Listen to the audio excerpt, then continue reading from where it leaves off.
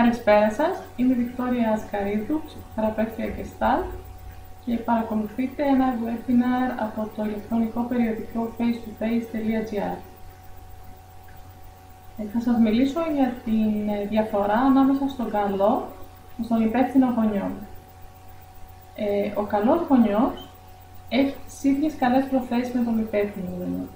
Η διαφορά τους είναι ότι ο καλός γονιός δεν έχει σεβασμό απέναντι στον εαυτό του και απέναντι στο παιδί του.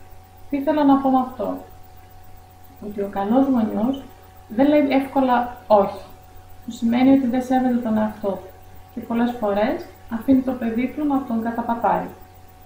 Επίσης, ο καλός γονιός είναι αυτός που θα υπερπροστατεύσει το παιδί του, που θα δώσει πάρα πολλά. Είναι ο γονιός ο οποίος πολλές φορές δεν τα έχει πάρει αυτά από το σπίτι του και έτσι θέλει να τα δώσει με πολύ αγάπη στο παιδί του. Αλλά τελικά αυτό που του μαθαίνει είναι να μην σέβεται τον εαυτό του, όπως δεν σέβεται και ο ίδιος τον εαυτό του. Η διαφορά λοιπόν με τον υπεύθυνο γονιό είναι ότι ο υπεύθυνος γονιός θα βάλει όρια, θα πει όχι και έτσι θα σεβαστεί και τον εαυτό του και το παιδί του.